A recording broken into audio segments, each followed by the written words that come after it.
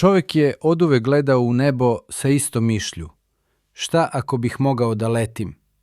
Još u antičkim mitovima javljaju se priče o ljudima koji su pokušavali da osvoje nebo.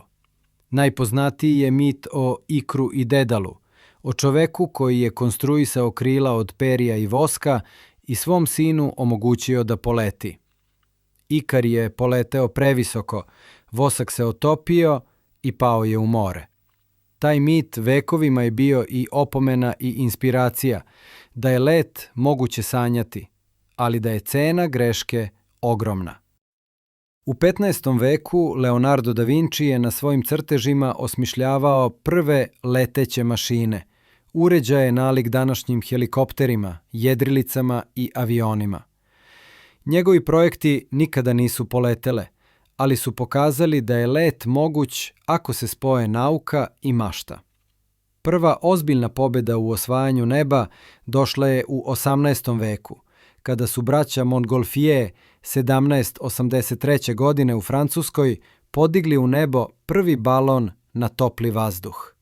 Tog dana, pred zapanjenom publikom, nebo nad Parizom postalo je ljudska pista. Po prvi put čovek nije samo posmatrao ptice, postao je putnik nebeskih visina. Baloni su brzo postali atrakcija, ali i alat za naučna istraživanja. Ipak oni nisu davali pravu kontrolu nad letom.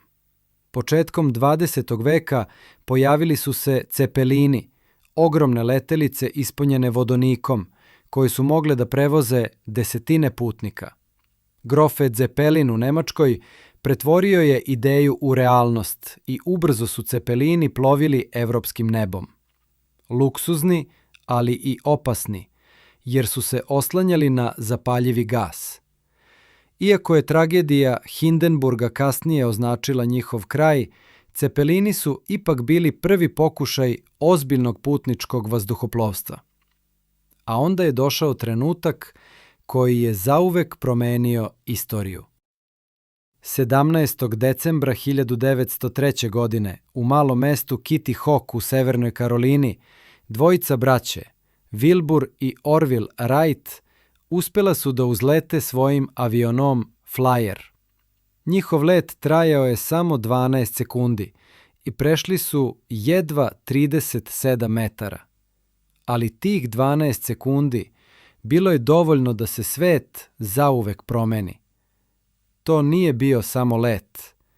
To je bila pobjeda upornosti, inženjerstva i ljudske mašte. Posle Wrightovih sve se odvijalo neverovatnom brzinom. U roku od samo 10 godina avioni su od drvenih konstrukcija oblepljenih platnom postali brži, veći i izdržljiviji. Već tokom Prvog svjetskog rata avioni su imali ulogu izviđača, a ubrzo i borbenih mašina.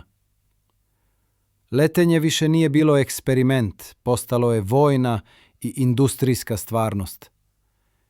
Između dva rata avijacija je doživjela svoje zlatno doba pionira.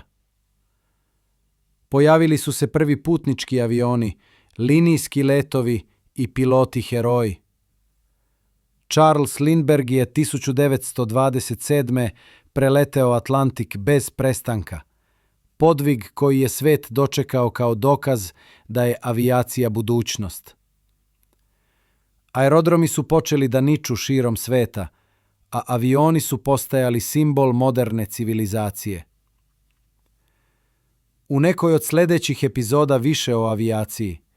A sada zapratite kanal, like, a ako imate volje može i komentar. Hvala.